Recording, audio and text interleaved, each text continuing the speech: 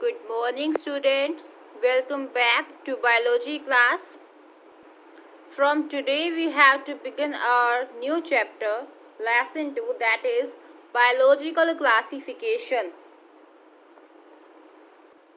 Before beginning this lesson, we first understand about biological classification. हमने क्या पढ़ा था इससे पहले लेसन 1 में कि आइडेंटिफाई करना, नॉमनक्लेचर करना, क्लासीफाई करना, ये किस में आता है? सब टैक्सोनॉमी के अंदर. ठीक है, सबसे पहले तो उसको आइडेंटिफाई करेंगे, देन क्लासीफाई करेंगे, देन उसको कोई ना कोई नाम देंगे. ओके, तो उसमें क्या है? ये टैक्सोनॉमी है. तो अभी इसके अंदर हमने वहाँ पे क्या पढ़ लिया है? नॉमनक्लेचर हम पढ़ चुके हैं, आइडेंटिफिकेशन हम लोग पढ़ चुके हैं, राइट. तो अब हमें क्या पढ़ना है? क्लासिफिकेशन को पढ़ना है यहाँ पे. तो ये बायोलॉजिकल क्लासिफिकेशन है क्या? मीन्स जो ऑर्गेनिजम्स हैं उनको डिफरेंट कैटेगरीज में क्लासीफाई कर देना. ठीक है, ताकि हम उसकी बेटर स्टडी कर सके, उसकी अंडरस्टैंडिंग हो सके, राइट. और इवोल्यूशनरी रिलेशनशिप्स को स्टडी करने के लिए भी बायोलॉजिकल क्लासिफिकेशन बहुत ही इम्पोर्टेंट होता है. तो इसीलिए हम ऑर्गेनिजम्स को क्लासीफाई कर देते हैं इनटू सेवरल ग्रुप्स और कैटेगरीज, डिवाइड कर देते हैं हम उनको. ठीक है, इसी को हम क्या कहते हैं? Biological classification.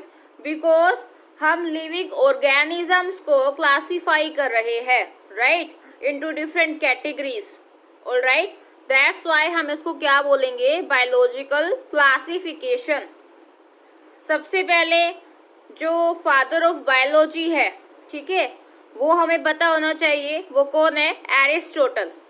ठीक है, Aristotle is known as father of biology and he is also known as the father of zoology. हम एरिस्टोटल को यहाँ पे क्यों पढ़ रहे हैं? क्योंकि इन्होंने एनिमल्स को पहले स्टडी किया था, राइट. इसलिए उनको हम फादर ऑफ जूलॉजी कह रहे हैं. बायोलॉजी की स्टार्टिंग ही इन्होंने की है, राइट. तो जो एनिमल्स थे उनको इन्होंने क्लासीफाई किया दो कैटेगरीज के अंदर. एक तो वो एनिमल्स जो कि जिनके अंदर रेड ब्लड प्रेजेंट होता है, दूसरे वो एनिमल्स जिनके अंदर रेड ब्लड नहीं पाया जाता. तो इस बेसिस पे उन्होंने एनिमल्स को 2 कैटेगरीज में डिवाइड किया.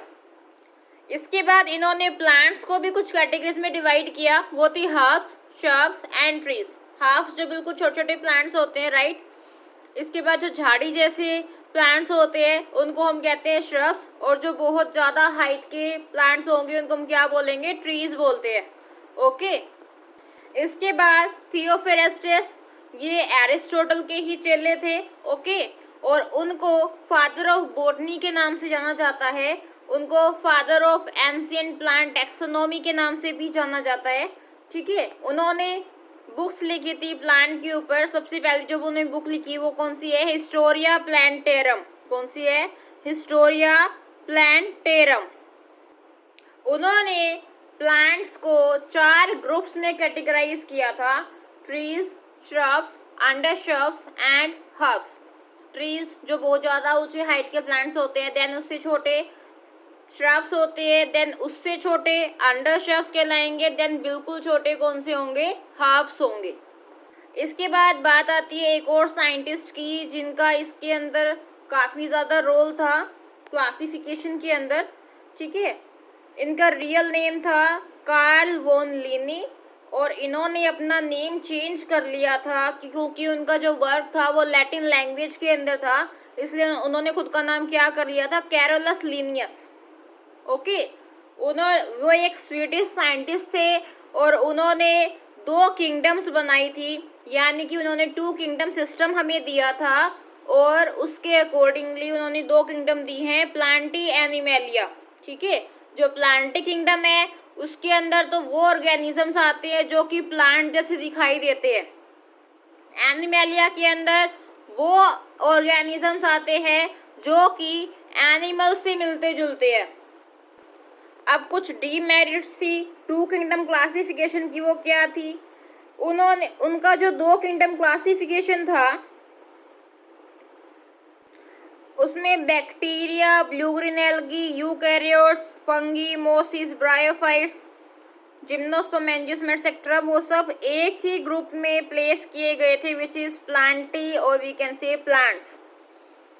जो करेक्टर है जिसकी वजह से होल किंगडम को यूनिफाई किया गया वो ये था कि इन ऑर्गेनिजम्स के पास सेल वॉल थी इनके सेल्स के अंदर।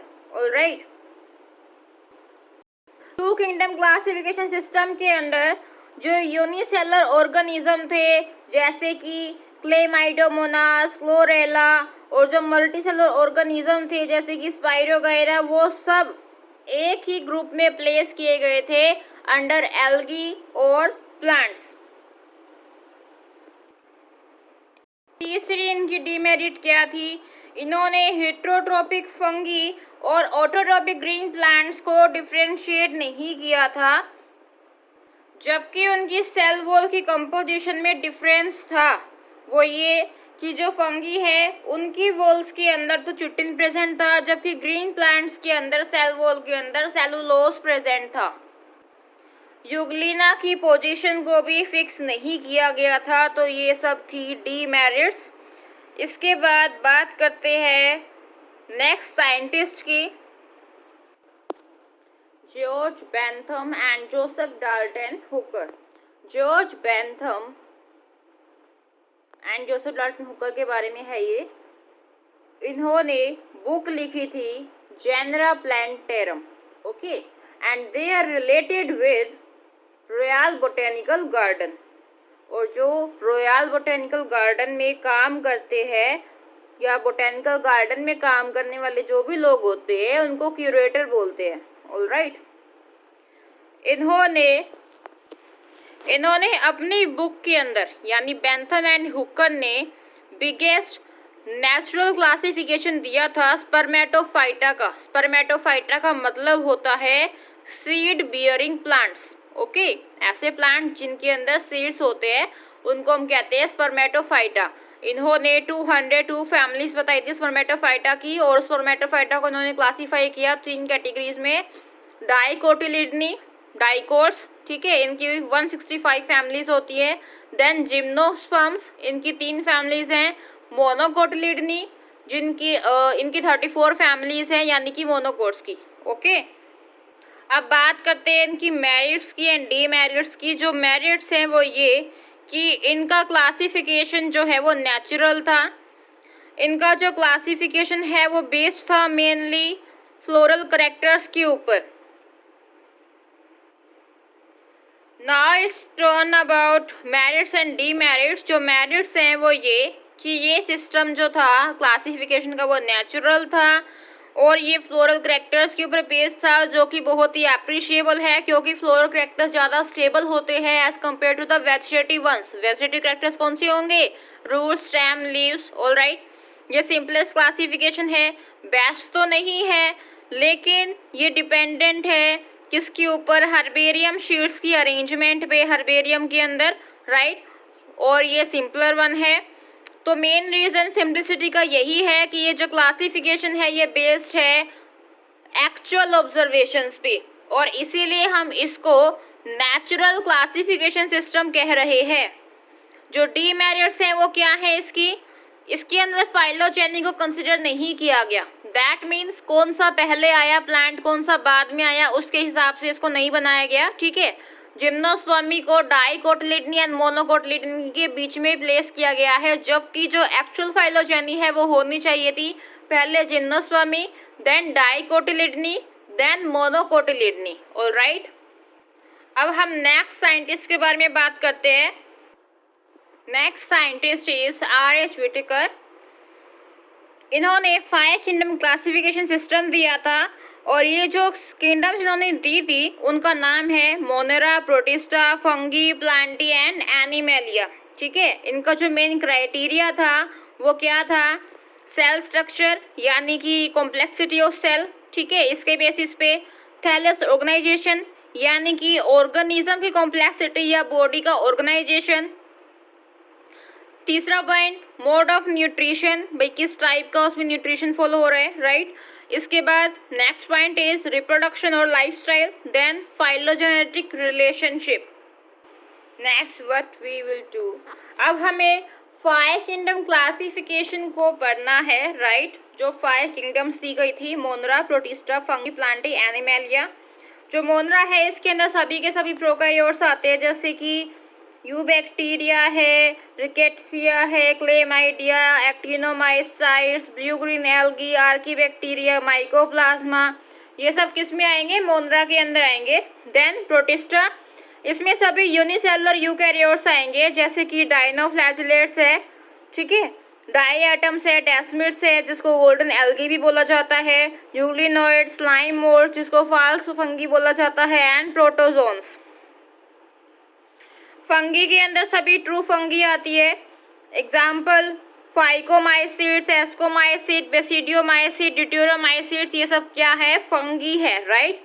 इसके बाद है प्लांटी। प्लांटी के अंदर सभी मल्टीसेलुलर यूकैरियोटिक प्लांट्स आते हैं, जैसे कि एल्गी है, ब्रायोफाइट, टेरिडोफाइट एटसेट्रा। एनिमेलिया के अंदर सभी मल्टीसेलुलर यूकैरियोटिक एनिमल्स आते हैं, ओके। जो 5 किंगडम क्लासिफिकेशन सिस्टम था ना, इसके अंदर virus, viroid, prions and lichens को मेंशन नहीं किया गया था।